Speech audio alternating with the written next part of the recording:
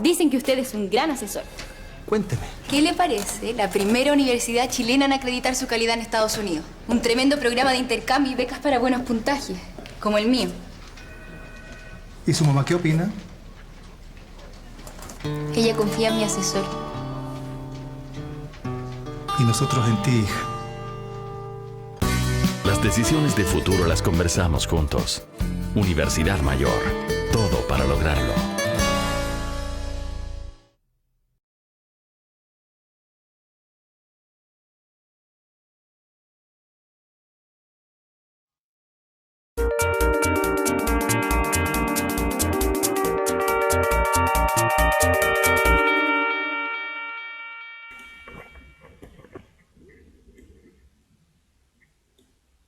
Hola, hola, hola a todos y todas nuestros amigos, nuestros fieles asistentes a las clases de puntajenacional.cl en vivo.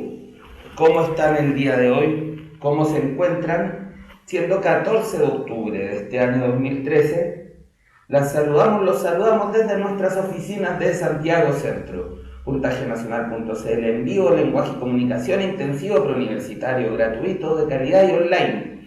¿Cómo se encuentran? ¿Desde dónde nos están viendo? A ver si puedo arreglar un poco esto para no tapar el nombre de la clase. Ahí sí. Hoy día vamos a empezar a ver géneros literarios. A ver quiénes han venido a la clase de géneros literarios del día.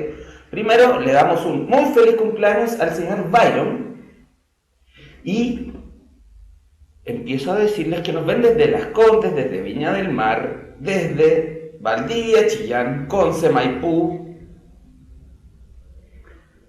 Arica, Chillán, Gorbea, Tomé, Melosoba, Maipú, Peñaflor, Valdivia, Antofa, Maipunga, Maipú nomás, pues, no Maipunga, Chillán, Narnia, el planeta Vegeta, La Serena, Panguipulli, Vitacumbia, Vitacura, Rengo, Maipú, Viña, desde el centro Pokémon, desde Maipú, Rengo, Puente Alto,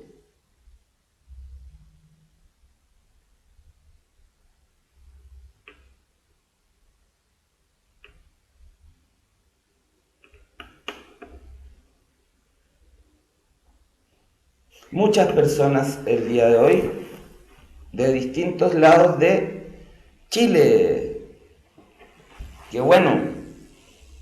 Estoy muy contento de esta clase del día de hoy porque en verdad es el tema que a mí más me gusta. Lo he dicho repetidas veces, pero a mí lo que más me motivó y lo que me motivó, digamos, a esto de el lenguaje y la comunicación fue la literatura. La literatura, ¿en qué partes de la prueba es abordada? Para ustedes que ya han hecho varios ensayos.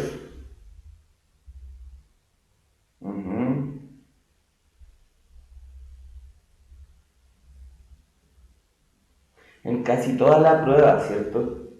Pareciera ser un eje central en el cual podemos medir nuestras capacidades lectoras de la forma más completa, porque seguramente la literatura es una de las instancias en las que el lenguaje es llevado a mayores puntos de complejidad. Son las lecturas que más exigen de uno. Bueno, la literatura, la filosofía, el pensamiento complejo, etc.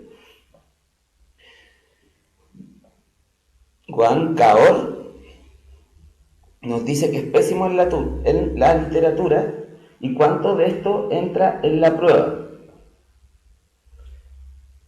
Mira, entra durante casi toda la prueba, hay preguntas referidas a materia de literatura. En plan de redacción hay preguntas que ordenan o que se refieren a temas de literatura. Y en la sección de comprensión lectora uno lee textos literarios. Por lo tanto es algo más o menos importante. Todavía estamos a tiempo para trabajarlo en todo caso. Vamos siendo 86 personas en este momento. Subimos nuestro rating, siendo recién las 6:35 minutos. ¿Quién de los que están viendo aquí es bueno para leer? Por ejemplo, ¿me podrían decir como cuál ha sido el último libro bueno que han leído en lo que ha pasado del año? Mimi es buena para la literatura, para leer. La Natalia también. Ariana no.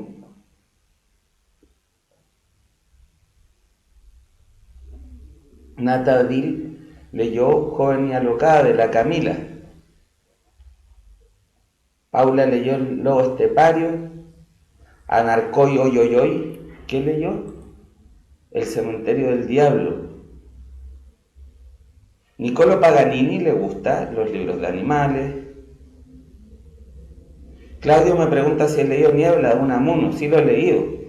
Joan Caor leyó La Casa de los Espíritus de Isabel Allende. Meridión leyó Las Mil y Una Noches. DM1313 leyó una novelita Lumpen del Bolaño. Dante leyó Así hablaba el Zaratustra de Nietzsche.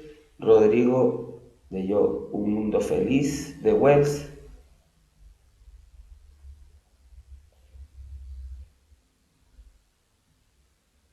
A Mimi le regalaron El Mundo de Sofía. Ah, qué bueno. La Tregua de Benedetti leyó La Sweet Milk. Moni Ámbar está leyendo El Quijote. Ah, ustedes leen harto, po. Las personas de Chile deberían ser más como ustedes, más buenas para leer.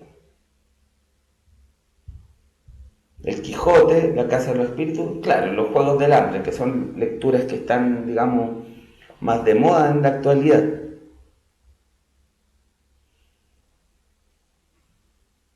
Son las cosas que se leen hoy en día.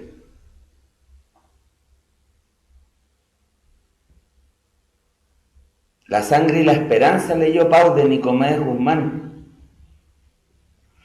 Simón, y me acuerdo de tu saludo. Invisible Polaster, qué buen autor. Mi planta de naranja lima lo leí en el colegio. ¿Qué libro recomiendo leer? Para los rudos, los que creen que tienen una capacidad lectora buena y la quieren mejorar, les recomiendo Borges, siempre Jorge Luis Borges, por ejemplo, Ficciones. Pero para los que están en un proceso de mejora, les recomendaría leer a Julio Cortázar, o a Roberto Bolaño, o a Edgar Allan Poe. Oh, qué bueno Edgar Allan Poe, sí, yo le recomendaría a todo el mundo leer Edgar Allan Poe. A los que les gusta el tema más fantástico y de terror, podrían leer a Edgar Allan Poe o a Lovecraft.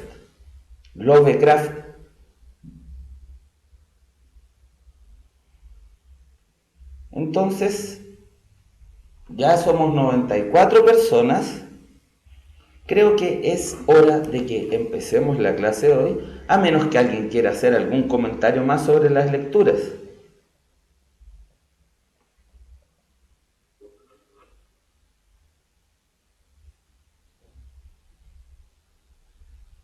Hola, hola, para todos quienes me están recriminando que no los saludo. Que los saludo, pero tengo que fijarme de muchas cosas a la vez.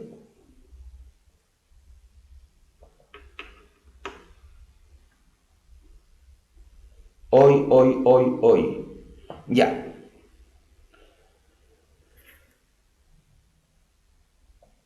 Entonces, miren,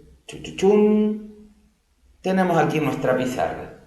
Lenguaje y comunicación. Clase 13.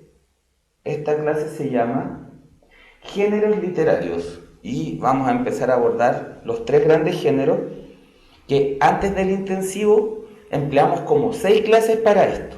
Yo espero que ahora no empleemos más de 2, porque este es intensivo. ¿Qué es la literatura? Antes de hablar de los géneros literarios, deberíamos saber qué es la literatura.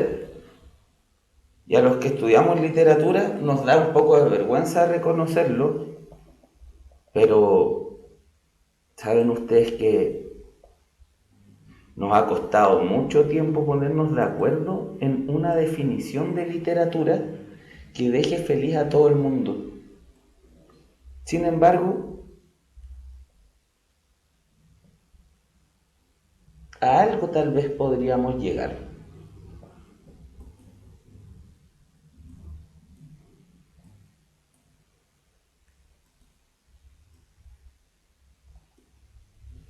A ver esto.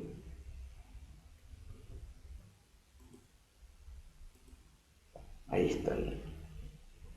DM1313 nos dice que la literatura es una creación artística que ocupa como medio de expresión el lenguaje, la palabra.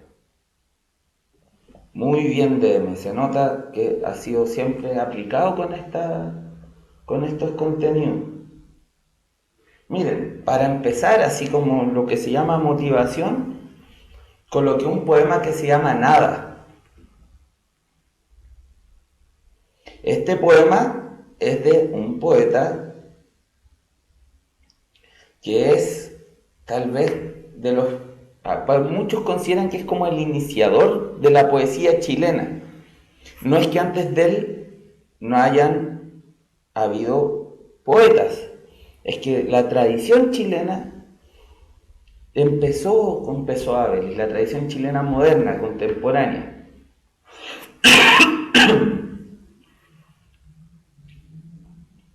Este es un poema de un poeta que era un poeta muy popular, muy arraigado a lo hondo de los chilenos.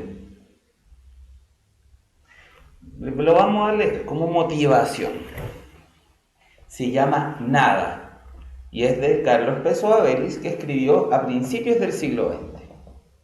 El poema dice: era un pobre diablo que siempre venía cerca de un gran pueblo donde yo vivía, joven, rubio y flaco, sucio y mal vestido, siempre cabizbajo, tal vez un perdido.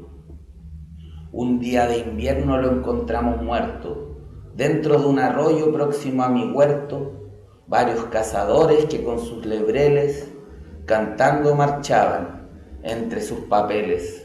No encontraron nada los jueces de turno, hicieron preguntas al guardián nocturno. Este no sabía nada del extinto, ni el vecino Pérez, ni el vecino Pinto. Una chica dijo que sería un loco, o algún vagabundo que comía poco, y un chusco que oía las conversaciones se tentó de risa. Vaya unos simplones. Una paleteada le echó al panteonero, luego de un cigarro se caló el sombrero y emprendió la vuelta. Tras la paleteada nadie dijo nada, nadie dijo nada.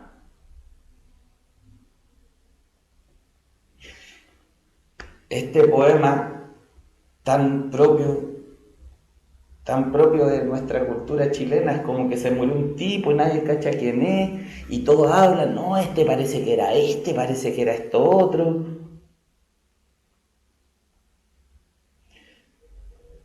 ¿Qué es lo que hace distinto este poema?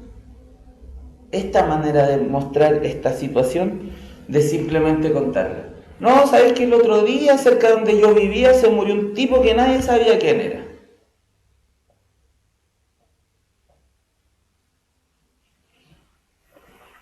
Ahí yo creo que está la literatura. La Lina dice el ritmo, ¿cierto? Tiene algo que lo embellece. La manera, dice Niccolò Paganini. Las rimas, dice la Bárbara. DM muy acertadamente nos dice que tiene un fin estético, que es poesía, nos dice Barbie.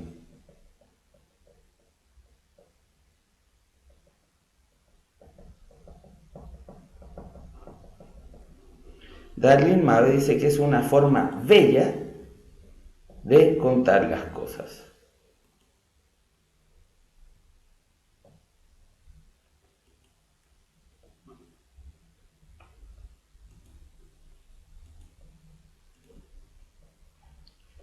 es con palabras bonitas, embelleza el texto, por lo tanto invoca la función poética. Súper bien, Max. Efectivamente tiene que ver con eso.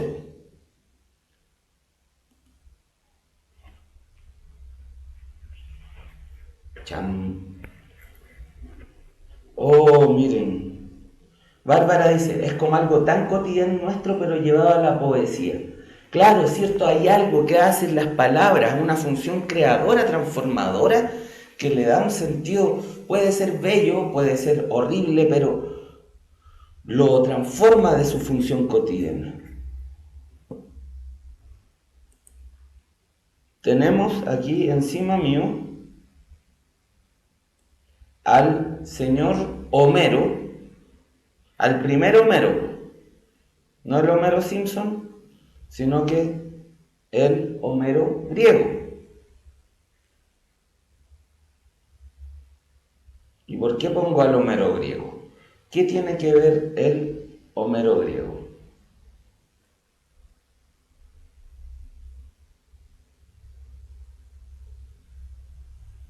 Además de que Stephanie se enamoró porque lo encontró hermoso.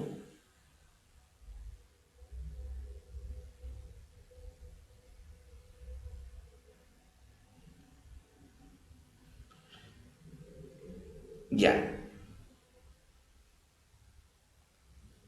Aquí, en el estudio de nuestro streaming, está metiendo su ruido una abeja.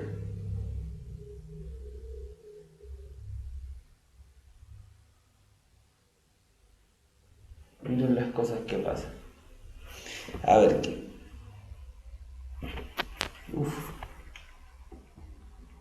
Pero una abeja me da miedo, igual me puede picar. Si en algún momento estoy haciendo la clase y salgo corriendo al baño es porque me picó la abeja.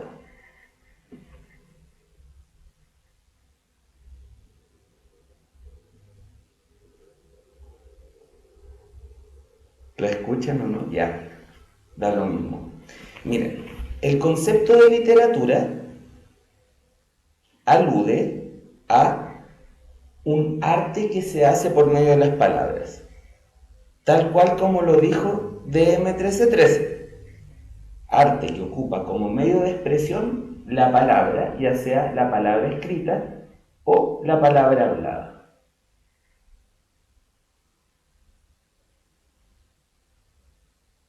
Entonces, ¿a qué se refiere esto? ¿Qué es un arte?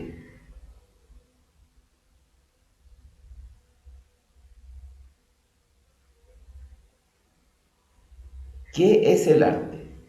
El arte, bueno, tiene mucho significado, pero como lo entendemos habitualmente, son formas de expresión mediante las cuales los seres humanos creamos cosas y expresamos mediante la creación de objetos, de obras, comunicando ideas, comunicando sentimientos y al mismo tiempo produciendo objetos que permitan una experiencia estética. Objetos que sirven para tener una experiencia estética. No tienen otro uso que ese. Una lámpara sirve para iluminar. Un martillo sirve para pegarle a los clavos. Una olla sirve para cocinar. ¿Cuándo algo tiene una función estética? ¿Para qué sirve lo estético?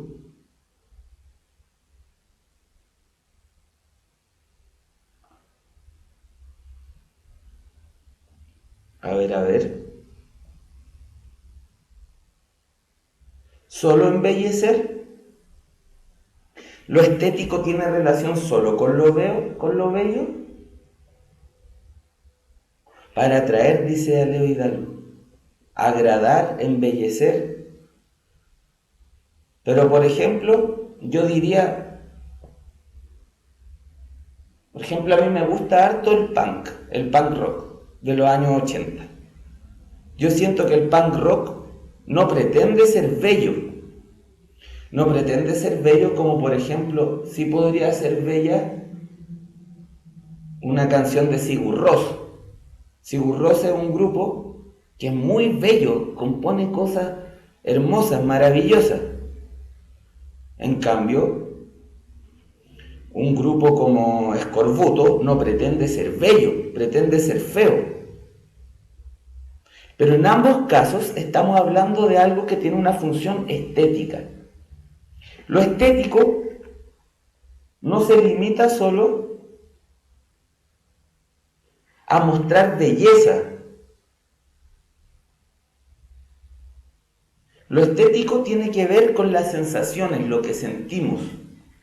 Por lo tanto, el arte, cuando decimos que son obras cuya función es proporcionarnos una experiencia estética,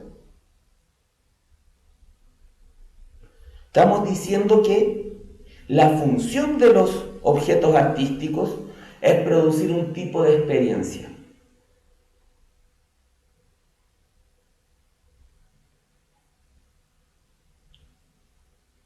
La belleza evidentemente es subjetiva y es relativa. En lo que estamos de acuerdo es que los objetos artísticos proporcionan algún tipo de experiencia, que puede ir desde el desagrado hasta la belleza o lo sublime. Pero el desagrado también es estético. Cuando uno se desagrada con algo, también está teniendo una experiencia estética.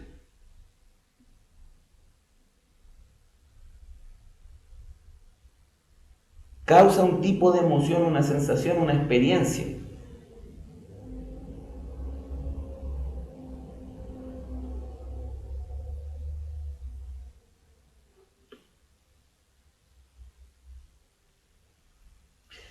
Entonces, habiendo aclarado más o menos el concepto de arte, porque evidentemente da para mucho,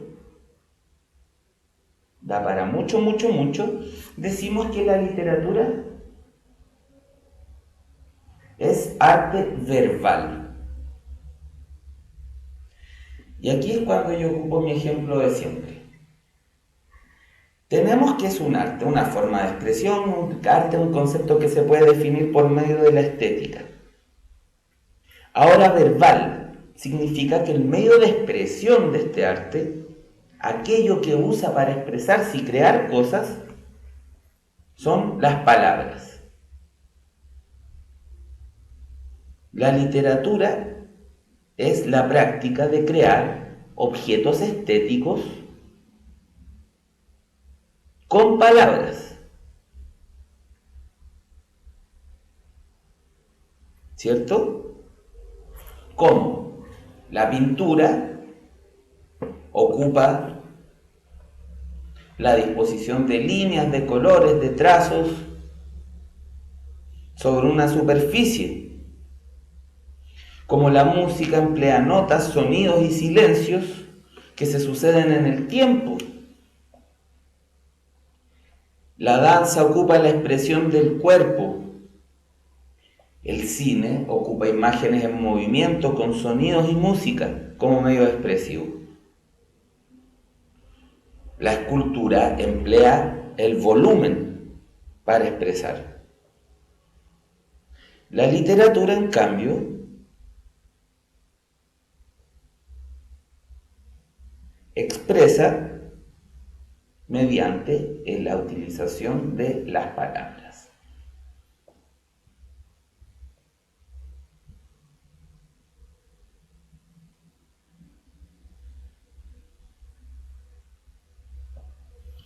Entonces, otra cosa que tal vez es interesante señalar es que el término literatura y la comprensión que tenemos de ese concepto es más o menos reciente.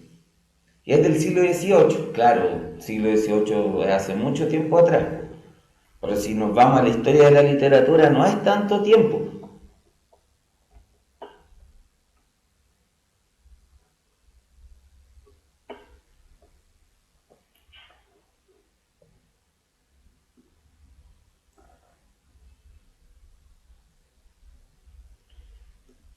Entonces, bueno,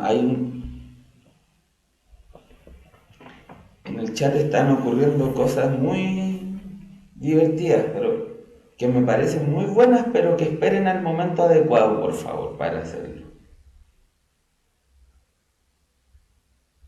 Ya. Entonces, lo que les decía es que uno no puede decir tan certeramente cuándo empieza la literatura. Porque yo creo que desde que hay lenguaje, desde que los seres humanos tenemos lenguaje, que nos gusta jugar con el lenguaje. Y cuando uno se pone a jugar con las cosas, a inventar cosas, a crear cosas, ya está llegando a los principios del arte. Hacer cosas que no tienen ninguna otra utilidad que producir esa experiencia estética. Sin embargo, aunque yo no podría decir cuándo exactamente empezó la literatura, en Occidente usualmente señalamos que el inicio de la tradición ocurrió en Grecia. Claro, nosotros somos occidentales porque nos conquistaron los españoles y estamos más o menos metidos, digamos, en esa cultura. Se dice que empezó en Grecia y los registros más antiguos de literatura griega que tenemos son la Odisea y la Ilíada de Homero y los trabajos y los días de Hesíodo. Como bien lo ha dicho Hola que hace un 2, 3, al principio la literatura para los griegos no era algo que se leía, no es como esta práctica que parece que uno hace más en solitario, de pescar un libro y leerlo, sino que era una práctica que estaba más relacionada con la oralidad y con lo público.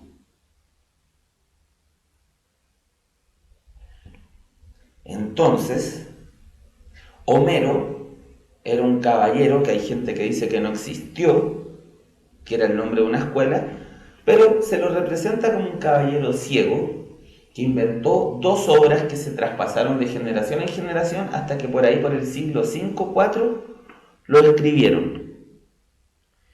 Y Homero lo que escribió fue la Ilíada y la Odisea. Son 2 poemas épicos, uno que habla de una guerra y el otro que habla de un tipo que tras terminar la guerra estuvo 10 años viajando para volver a su casa con su esposa. Porque él tenía vocación de volver a casa. Y es un libro clásico a partir del cual toda la tradición occidental se fue nutriendo. Tal vez por la vocación de Ulises, el personaje principal. Por eso el tema de la vocación es tremendamente importante. Y para seguir su vocación, yo les cuento que en la U Mayor hay muchas formas de ingresar a la carrera que quieres. Aprovecha las diversas alternativas enfocadas a personas con vocación que demuestren habilidades, competencias y o aptitudes destacadas. Para informarse más, entren a admisionmayor.cl.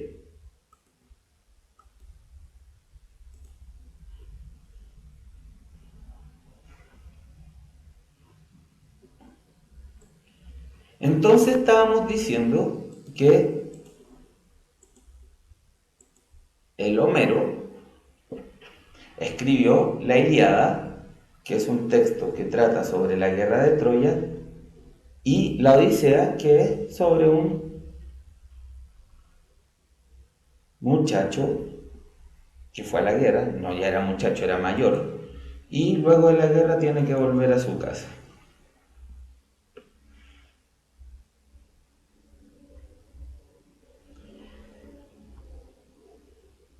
El uso de la palabra literatura, en cambio, es como desde el siglo XVIII.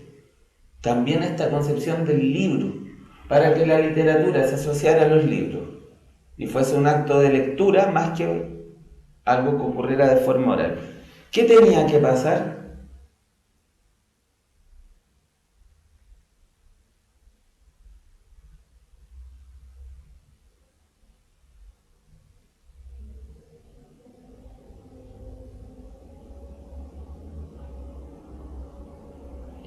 A ver, cabros, claro, pues tenía que haber imprenta.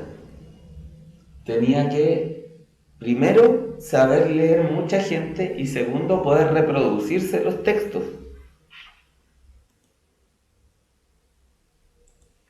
Porque si no, no puede haber literatura. O sea, literatura en el sentido de libros que uno lee, era imposible que hubiesen, ¿sí? No existían las condiciones para que eso ocurriera.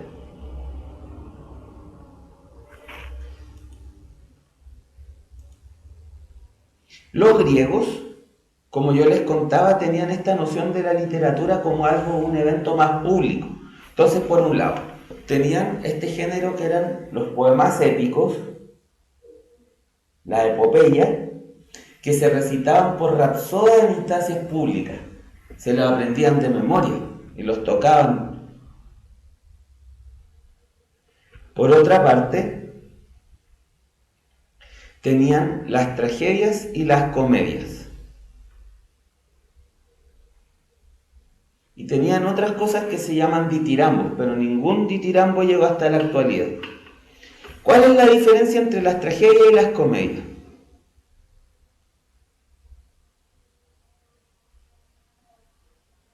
A ver si alguien la sabe.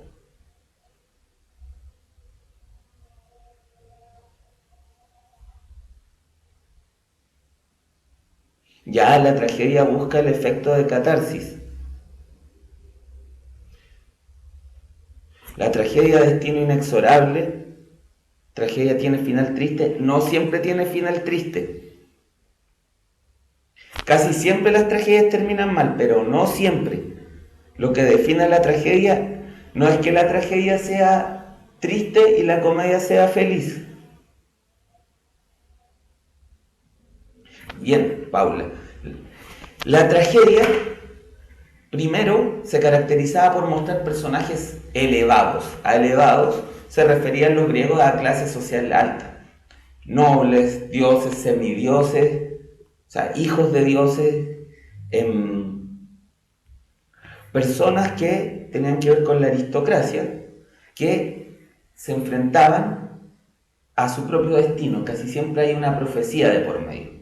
El oráculo ha señalado que tú vas a matar a tu padre y te vas a casar con tu madre.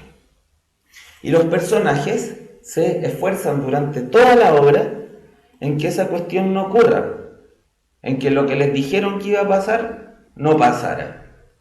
Sin embargo, mientras más se esfuerzan por que eso no pase, más precipitan que ocurre, como en el capítulo 3 de Star Wars, de la Guerra de las Galaxias, para quien lo haya visto.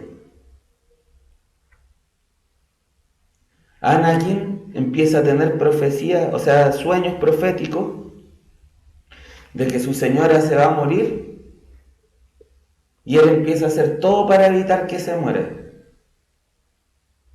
Y mientras más se esfuerza por evitar que se muera, más acerca las circunstancias en las que ella se va a morir. Eso es algo trágico. Esa es una característica de la tragedia. El tema de la catarsis es lo que debía ocurrir al final de una tragedia en el espectador. Y era un efecto que se trataba de cierta liberación de energía que se producía cuando el espectador se enfrentaba a lo que le ocurría al héroe de la obra y sentía temor y compasión hacia él. Esa liberación de energía producía en el sujeto algún tipo como de higiene emocional, o eso creían los griegos. Era una liberación de energía que servía para una higiene emocional que tenía buenos efectos sociales, por decirlo de alguna forma. La comedia, en cambio, le sucede a gente normal o de clase baja. Y bueno, además de tener un tono jocoso, tiene un tono crítico. La comedia solía referirse a los temas de actualidad de Grecia.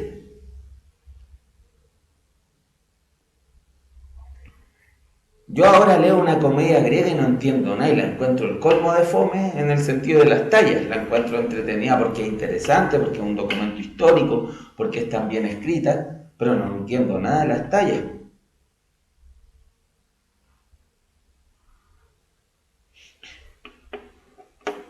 ¿Por qué me preguntan de matemáticas? Yo no tengo nada de idea de matemáticas. Eso se lo tienen que preguntar al profe Nico.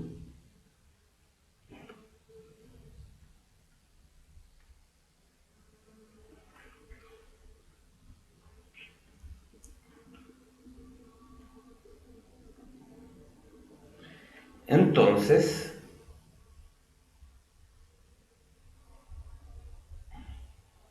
estábamos hablando de la tragedia y la comedia.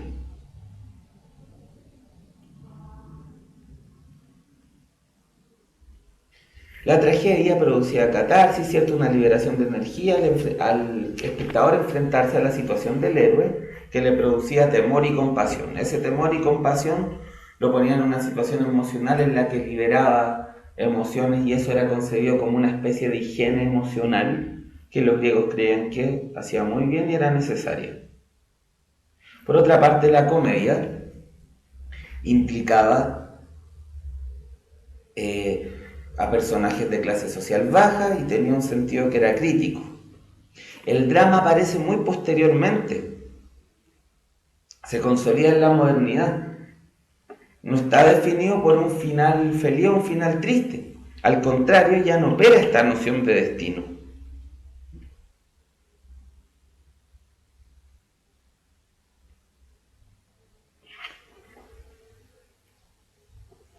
Y así con los griegos.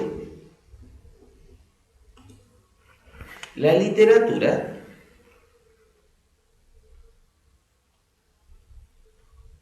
¿sí entran estas cosas en la PSU? Sí, sí entran. Hace un par de años preguntaron en la PSU por la catarsis, por ejemplo.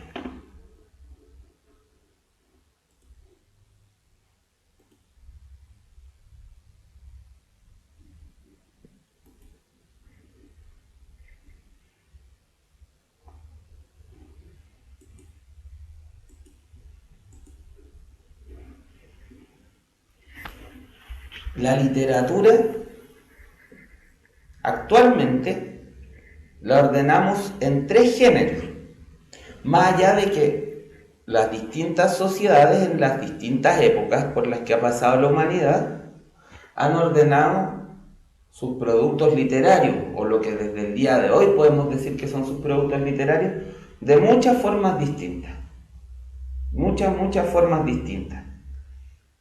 Sin embargo, hemos llegado a un sistema teórico que nos permite separar las obras literarias en 3 grandes grupos que llamamos géneros literarios, y tiene que ver con la forma de enunciación y con la función del lenguaje a las que están referidos. Eso lo vamos a explicar ahora.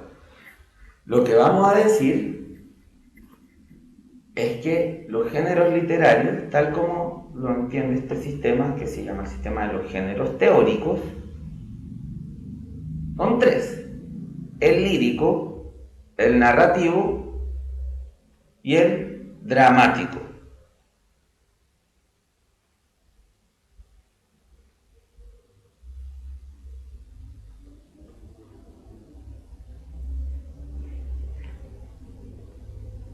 El lírico, el narrativo y el dramático.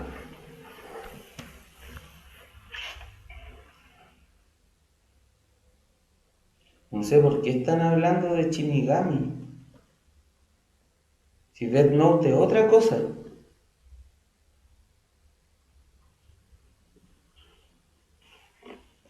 No, Death Note no tiene nada que ver en esto. El género lírico se relaciona con la función emotiva del lenguaje. ¿Por qué? El género lírico es lo que entendemos habitualmente como poesía. Y es el género donde quien habla se refiere a sí mismo, a su propio mundo subjetivo, emocional. No está contando una historia, sino que está expresando un ánimo, una determinada configuración afectiva dentro suyo, las sensaciones, sentimientos, apreciaciones, experiencias, vivencias que tiene con respecto a algo. Por ello se dice que en el género lírico predomina la función emotiva, no la poética. La poética predomina en toda la literatura, porque la función poética es precisamente la que pone el acento tanto en la forma como en el fondo, la que se trata de jugar con el lenguaje para hacer cosas bonitas o cosas con sentido estético. Estos tres géneros son función poética, pero además en el género lírico predomina la función emotiva, porque en el género lírico se trata de un hablante que se refiere a su interioridad. Quien habla, la abeja está cada vez más cerca de mí, en cualquier momento me va a atacar y yo voy a salir corriendo de esta silla.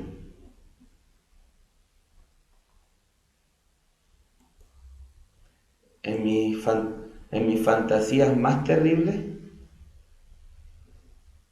la abeja me va a pescar, me va a picar, yo voy a salir corriendo, va a quedar grabado y va a quedar en YouTube y se va a hacer un meme con eso. Y yo voy a vivir un escarnio público para siempre.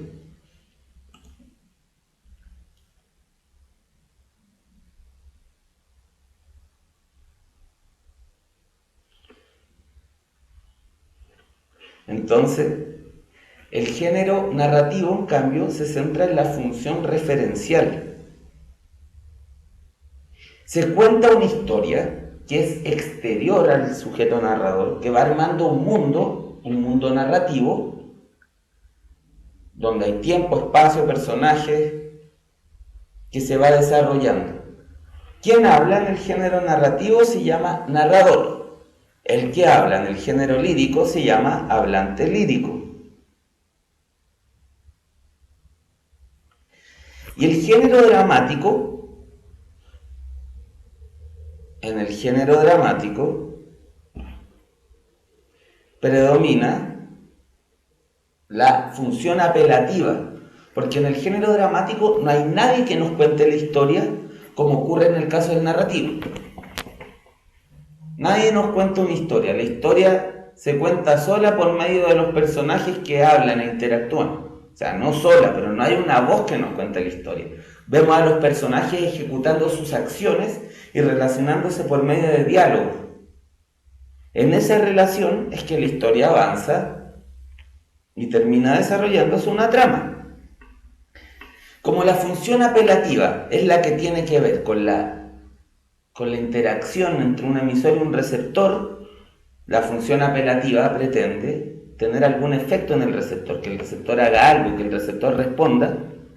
Decimos que el género dramático es un género en el que predomina la función apelativa.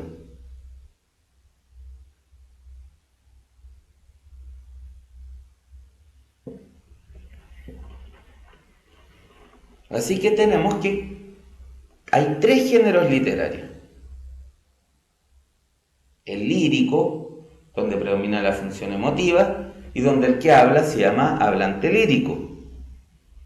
El narrativo, donde predomina la función referencial, y el que habla se llama narrador. Y finalmente tenemos el género dramático, donde predomina la función apelativa, y el que habla se llama acotación o discurso acotacional, y son estos textos que en los textos dramáticos aparecen entre paréntesis, con indicaciones del autor del drama señalando lo que los personajes deben hacer, que no es diálogo. Todo lo que no es diálogo que hacen los personajes o que los caracteriza aparecen entre paréntesis. Este discurso acotacional señala cómo va a ser el escenario, cómo están vestidos los personajes, qué expresión tienen, con qué tono van a hablar, cómo se van a mover, etc. Claro, como lo que puso la Stephanie entre paréntesis. Puso entre paréntesis, la miró dulcemente. Jamona de pavo dijo, puso, paréntesis, se alejó de la abeja asesina.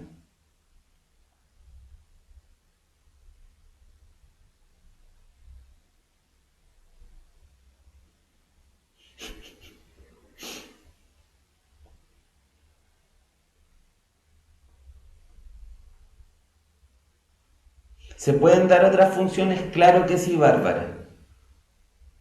Lo que ocurre es que hay una que predomina y eso configura lo que es el género literario.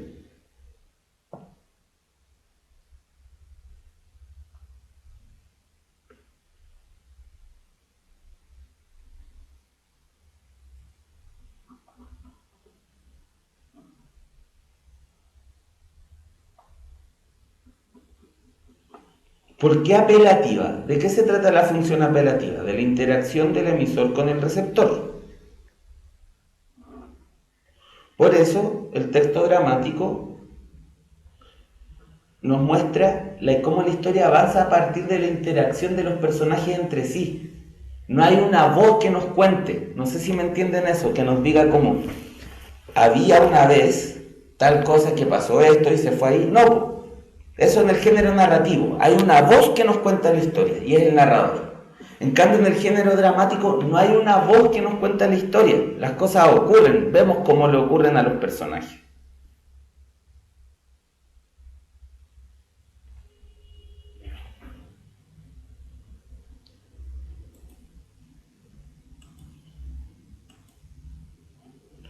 Creo que estamos en una buena hora para tomar nuestro primer y único break. Y cada vez que vamos al break,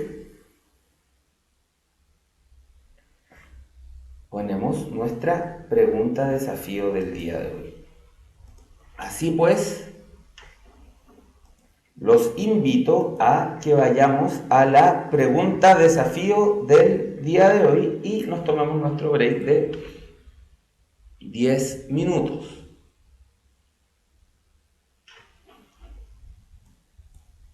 Pregunta desafío presentada a ustedes por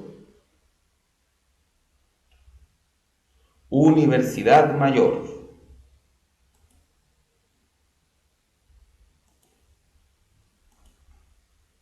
Una pregunta de género dramático.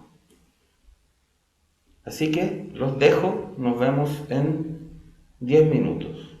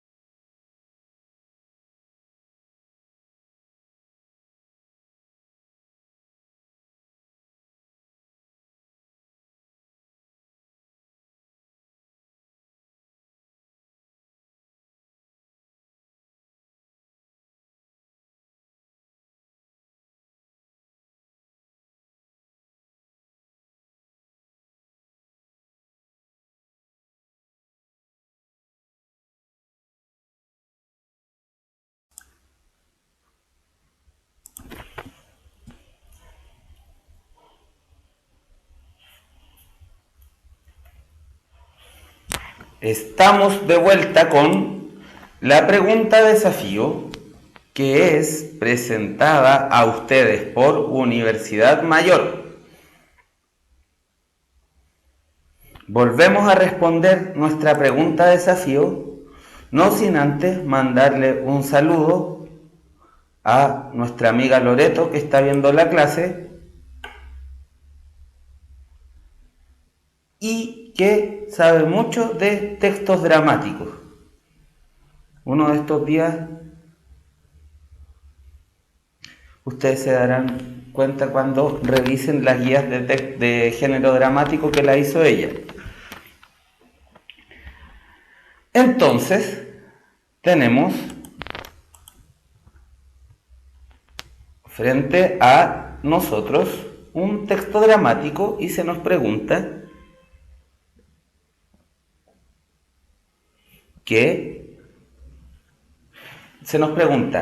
¿cuáles elementos propios de una obra dramática no están presentes en el fragmento anterior?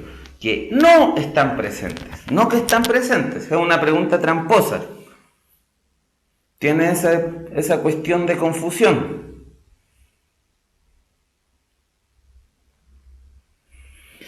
Este es un texto que yo encuentro muy divertido, que se llama La cantante calva, y es de Ionesco, de don Eugenio Ionesco. Es una buena lectura para quienes andan ansiosos de buenas lecturas.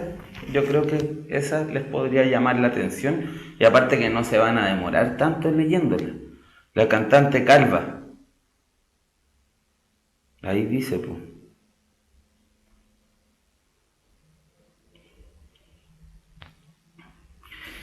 Entonces,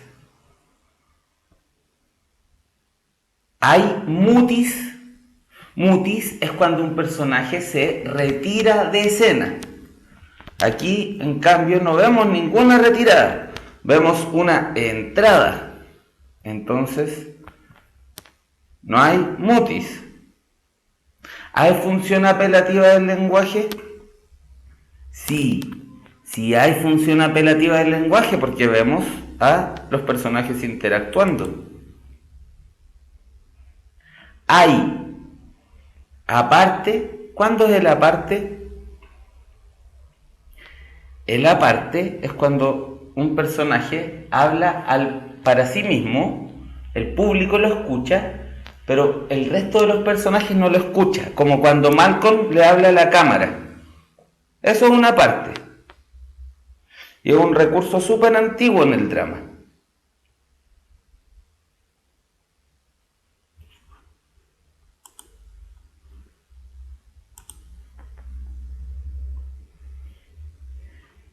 Entonces, no, pues no hay aparte. La parte sale indicada entre paréntesis, en el discurso acotacional.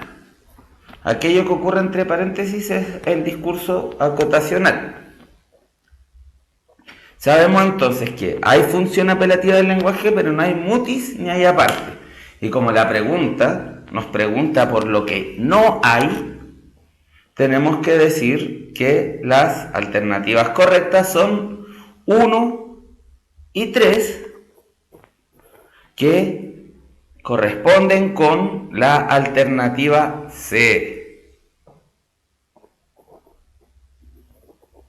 Así que todos los que dijeron que era la C se acaban de ganar 400 puntos para la PSU, que pueden cobrar con una tarjeta que les va a llegar pronto a sus casas. No se preocupen de darnos la dirección, nosotros los tenemos a todos registrados. Esto fue entonces la pregunta desafío que es presentada a ustedes por Universidad Mayor. Así que ahora podemos seguir con nuestra clase. ¿Qué habíamos visto hasta ahora?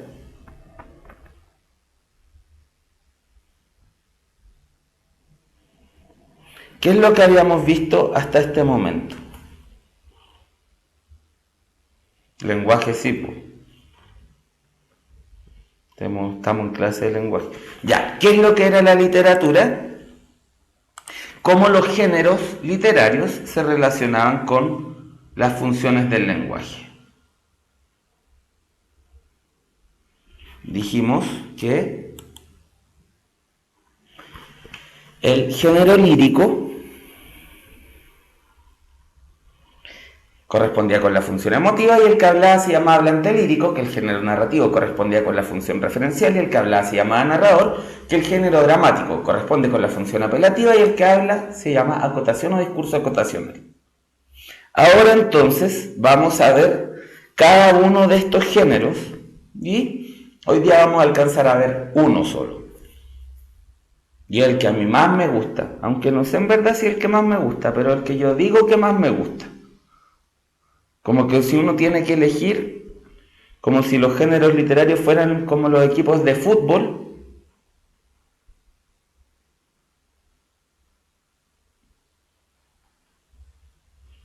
yo diría que mi equipo de fútbol es el género lírico. Pero en verdad todos me gustan, pues si a mí me gusta leer, a ustedes también les gusta leer. Así que vamos a empezar por el género lírico. En la clase pasada vimos las figuras literarias.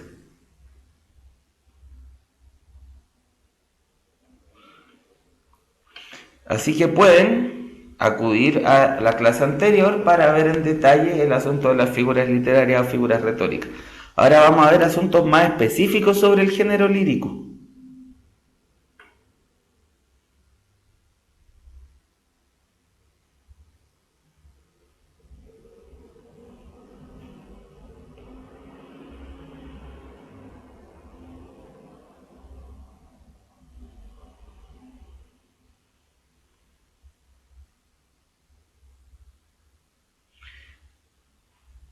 Entonces, ya. ¿Qué podemos decir del género lírico? Lo primero que podemos decir es que el que habla del género lírico se llama hablante lírico, o así le decían antes. Ahora que somos más modernos les decimos sujeto de la enunciación. Pero para el caso de la PSU todavía se llama hablante lírico.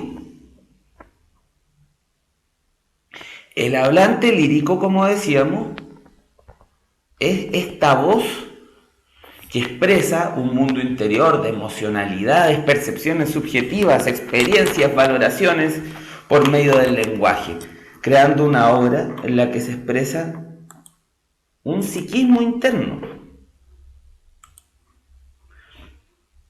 ¿Cuál es la diferencia entre el hablante lírico y el autor?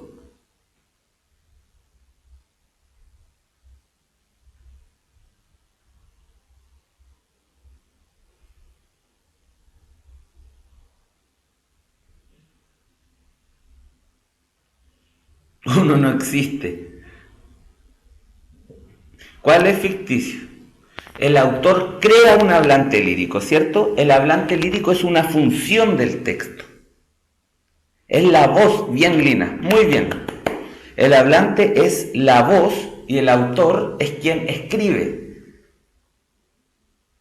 No necesariamente la persona que en el poema de Neruda dice, sucede que me canso de ser hombre, no necesariamente es Neruda, es el hablante del poema. Y gracias a eso,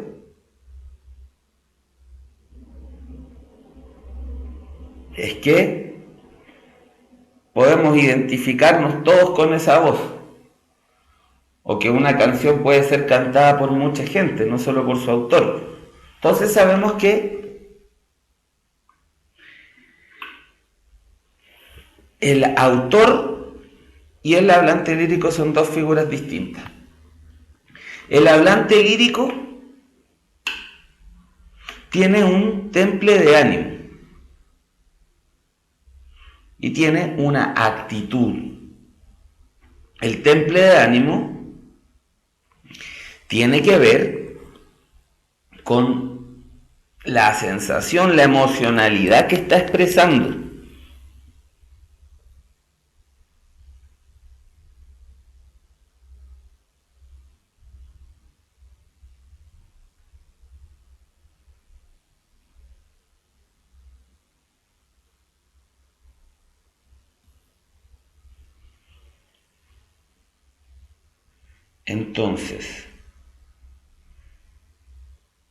Entonces, lo que vamos a hacer ahora es ver algunos conceptos principales del género lírico. Ya les hablé del hablante lírico, es el que habla.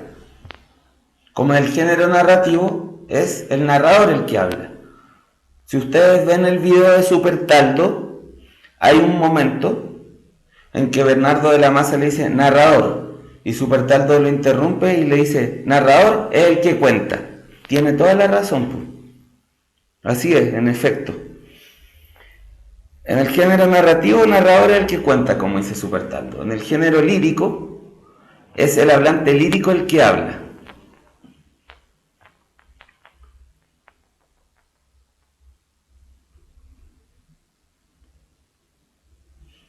Lo que más me gusta desde que aprendí a escribir es la escritura. Nada más que me ha gustado. Papel que encuentre lo lleno de escritura. El hablante lírico no es el autor. El hablante lírico de un poema de Pablo Neruda no es Pablo Neruda, es el hablante lírico del poema. Hablante lírico es un concepto teórico, no es una persona, es un concepto que nos permite referirnos a la voz que habla en un poema.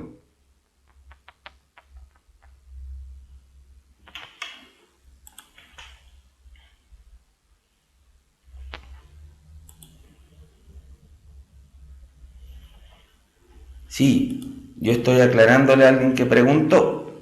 Todos tienen su ritmo, TIN 2.0. Y es importante respetar la diversidad de ritmos que se dan acá. Ya. Vamos a empezar con este poema aclarando algunos conceptos. Lo voy a leer en voz alta porque me gusta. A ver, la otra vez les expliqué algo sobre esta forma. Díganme, ¿a qué género histórico del género lírico pertenece este poema?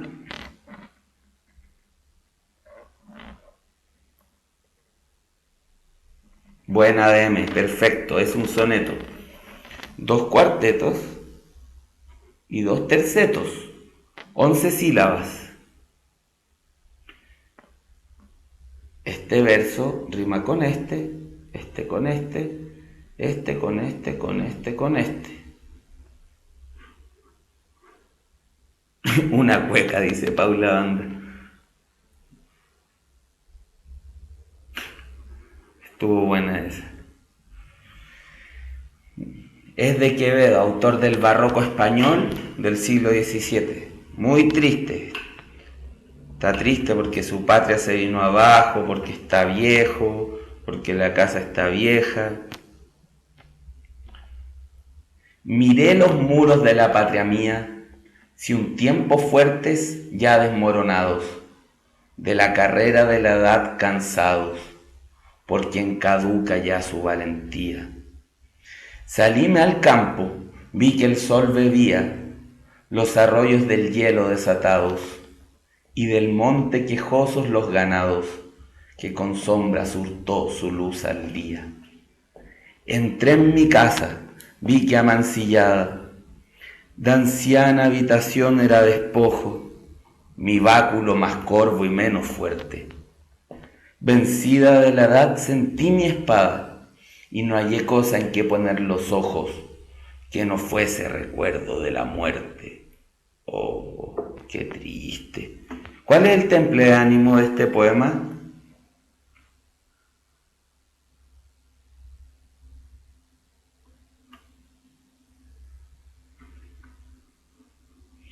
Tiene nostalgia, ¿cierto? Tristeza, nostalgia, o sea, nostalgia por algo que alguna vez fue grande y dejó de serlo. Y hay tristeza, depresión por el paso del tiempo, resignación, depresión, melancolía. Sí, pues súper triste. Pobre Quevedo. Pero a pesar de su tristeza, yo creo que escribió un súper buen poema. Tenemos aquí un soneto. Tiene la forma de un soneto. Vamos a aclarar como algunos conceptos base. Cuando uno dice que un poema se escribe en verso, es por una forma de escribir que tiene que ver con el ritmo. La prosa es la escritura, si miran el puntero del mouse, es la que va de margen a margen. En cambio, la escritura en verso hace un corte que se llama pausa versal. El fin del verso es musical, o más que musical, rítmico. Uno escribe en verso porque la lectura se detiene ante el verso. Esto no se lee, mire los muros de la patria mía, un tiempo fuertes ya desmoronados, de la carrera de edad cansados, por quien caduca ya su valentía. En el verso se marca la pausa y se llama pausa versal. Y el verso entonces es la unidad mínima del poema, aunque hay poemas en prosas y hay narraciones en verso.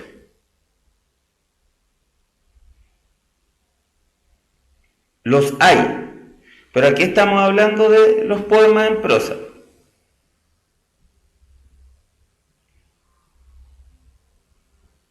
Entonces vemos que el verso tiene que ver con un asunto rítmico. Miré los muros de la patria mía, si a un tiempo fuertes ya desmoronados, de la carrera de la edad cansados. Entonces,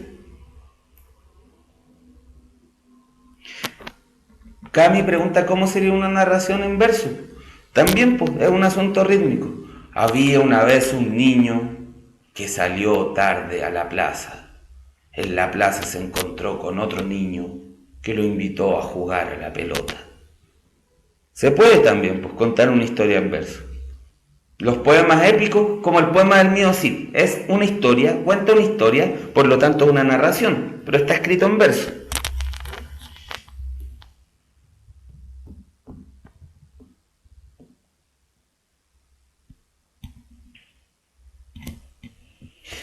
Cuando juntamos muchos versos, tenemos una estrofa.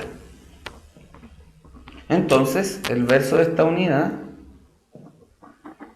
el fin de cada verso se llama pausa versal y un montón de versos se llama estrofa. Aquí tenemos 4 estrofas.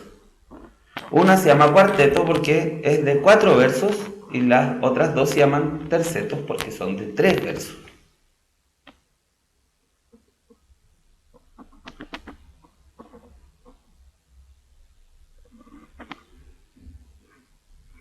El verso es por motivo de estética, claro, o sea, por motivo de ritmo, es una forma de escribir, un formato, qué sé yo.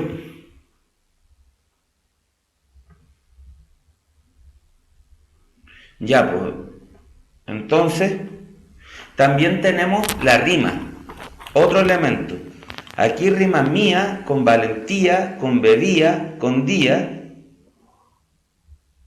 No todos los poemas tienen ni rima ni metro. Metro tiene que ver con las sílabas que tiene cada verso. Si contamos las sílabas, cada verso tiene rigurosamente 11 sílabas. Y eso lo vuelvo en decasílabo. El verso en decasílabo, como lo acabo de decir, es un verso que tiene 11 sílabas. Y hay rimas de 2 tipos, consonantes y asonantes. Las rimas consonantes son aquellas en las que rima la vocal y la consonante. ¿Cierto? Como desmoronados y cansados, desatados, ganados, rima hados, hados, hados, hados. Las vocales y las consonantes están rimando. Una rima asonante es aquella donde solo riman las vocales. Consonante riman vocales y consonantes. Asonantes solo riman las vocales. Un poema elige o lo uno o lo otro. Pero hay que ser consistente. Si uno escribe con consonante, escriban el poema todo el rato consonante. Si eligieron asonante, escriban todo el rato asonante. Este poema es absolutamente consonante, darling. La asonante no es solo la última letra, es la última sílaba, pero en las vocales nomás.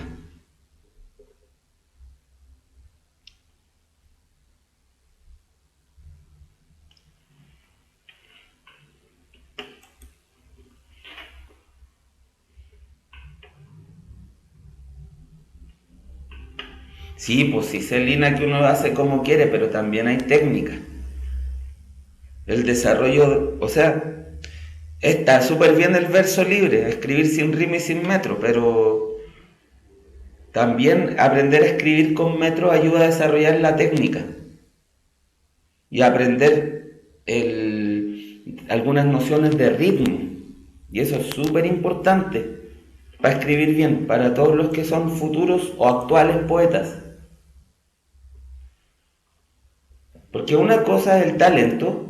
Bueno, el talento algunos creen que se nace, otros que se hace, otros que vienen con la familia, etc. Y otra cosa es el trabajo. Yo considero que alguien que quiere ser poeta debe trabajar también esos aspectos, del ritmo, de la rima, para tener mayor dominio sobre el lenguaje. Y hay veces en que la gente es buena para cosas nomás. Y cuando tú eres bueno en algo, se te facilitan las cosas. Cuando eres el mejor, te premian. Si eres de los que se han esforzado por sobresalir, ingresa a admisionmayor.cl e infórmate de las becas y beneficios que en la Universidad Mayor tienen para ti.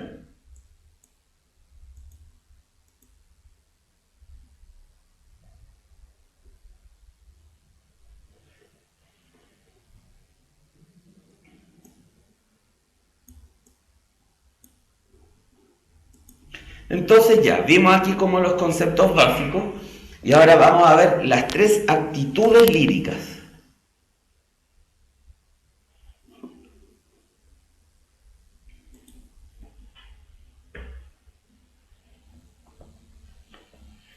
Tenemos 3 actitudes líricas. La actitud carmínica o de la canción.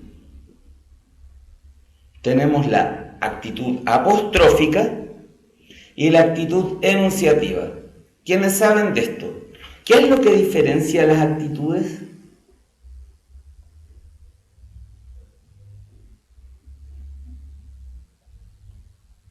¿Qué es lo que diferencia las personas gramaticales? Súper bien, Nacho.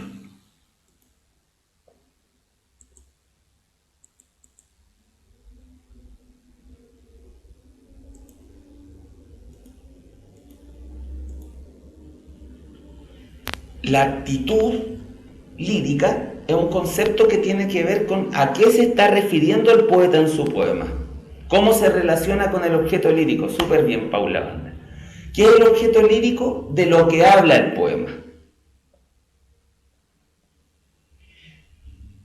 Cómo las distintas personas gramaticales se relacionan con el objeto lírico, etc., va a determinar una actitud poética. Una actitud del hablante lírico. Tenemos 3 actitudes. La primera es la actitud carmínica o de la canción. Carmínica significa literalmente de la canción. Y es la actitud referida al yo. Yo. Es el texto lírico que habla directamente de sí mismo.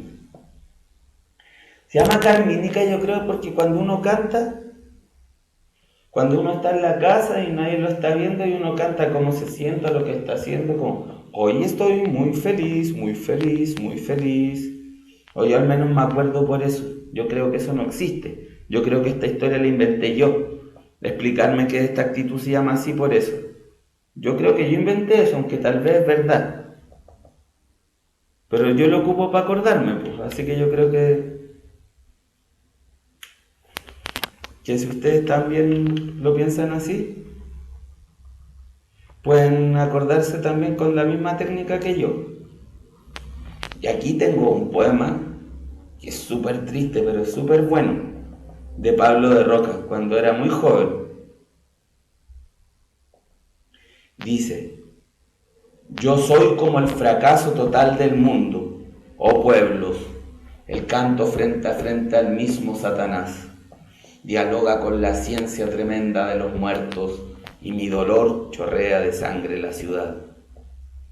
Aún mis días son restos de enormes muebles viejos. Anoche Dios llevaba entre mundos que van. Así mi niña solos y tú dices te quiero, cuando hablas con tu Pablo sin oírle jamás. El hombre y la mujer tienen olor a tumba, el cuerpo se me cae sobre la tierra bruta, lo mismo que el ataúd rojo del infeliz. Enemigo total, aúllo por los barrios, un espanto más bárbaro, más bárbaro, más bárbaro, que el hipo de 100 perros botados a morir. Muy triste, está hablando de sí mismo completamente. Claro, hay momentos en los que le habla un tú, aquí, así mi niña solo, si tú dices te quiero, pero es predominantemente carmínico, está hablando de sí.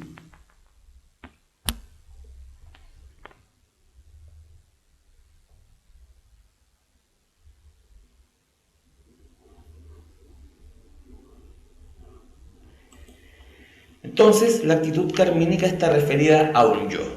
Luego tenemos la actitud apostrófica. Vamos a ocupar de ejemplo un fragmento hermoso del canto 2 de Altazor. Hermoso, preciosísimo. La actitud apostrófica es hacia un tú. Como casi todas las canciones de amor que se le habla a la amada o al amado.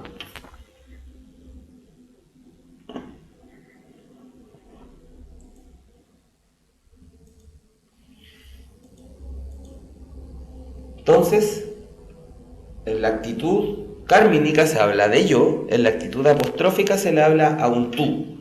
Por ejemplo, en este fragmento del canto 2 de Altazor de Huidobro,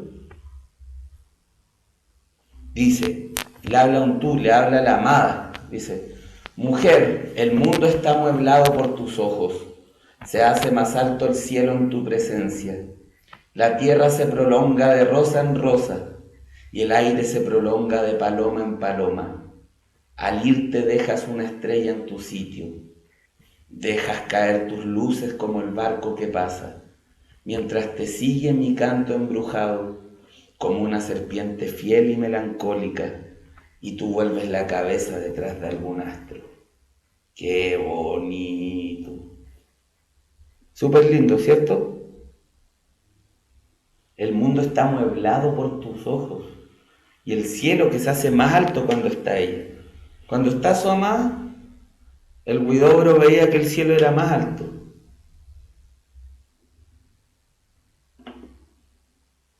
¿Ven? Le habla a un tú, todo el rato al tú. Mujer tal, tal, el cielo se hace más alto en tu presencia. Al irte dejas una estrella en tu sitio. Claro, pues se va. Oh, qué lindo eso. Ella se va y donde ella estuvo queda una estrella. Pero qué bonito lo que le está diciendo. Imagínense, a ustedes les dicen eso algún día.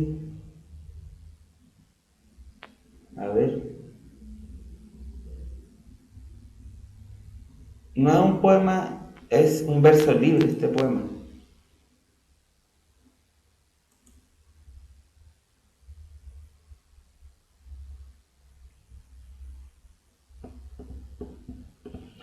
Esa es la actitud apostrófica, que está dirigida a un tú.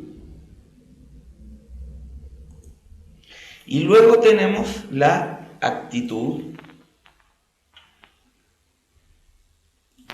enunciativa.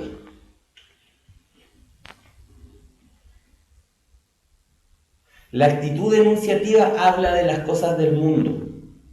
Puede teñirse con los sentimientos del hablante lírico. Puede teñirse. No significa que el hablante lírico no vaya a involucrar sus sentimientos. Pero habla de las cosas exteriores, es del eso. Digamos, la actitud carmínica es el yo, la actitud enunciativa es tú, la actitud enunciativa es eso. Por eso, como Darling lo nota, se asemeja a la función referencial. Y este es un poema donde ya la actitud enunciativa está llevada al extremo, porque solo se habla de cosas. Es un ejemplo extremo. No todos los ejemplos van a ser así, podrían encontrarse ejemplos más mezclados. Este ejemplo es extremo, porque este autor en este libro es radicalmente enunciativo. Saca completamente el yo de sus poemas. Es un libro en el que el yo aparece como una vez. Miren, es un poema de Gonzalo Millán, un poeta chileno de la generación del 60, que murió hace como 6 años atrás, tremendo poeta. Fíjense, solo habla de cosas. Circulan los automóviles, circulan rumores de guerra, el dinero circula, la sangre circula, los peatones van a sus ocupaciones, los peatones cruzan en las esquinas, los peatones circulan por las veredas, los hombres llevan pantalones, los agentes llevan impermeables, apuestan agentes en las esquinas. Circulan hombres astrosos, los cesantes circulan, las nubes ocultan el azul del cielo, las nubes ocultan la luz del sol, las nubes circulan a gran altura, la nieve es blanca, el cóndor vuela a gran altura, hay nieve en las alturas. ¿Ven? Solo habla de cosas, de lo que pasa en la ciudad. Y mando saludos a Quillota también, que me están pidiendo. ¿Qué función predomina en esto? La función poética, porque es una creación de lenguaje.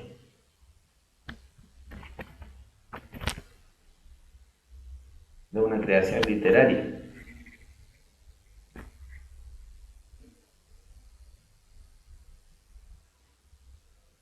TEN 2.0. ¿Qué significa que el poema sea bien macho?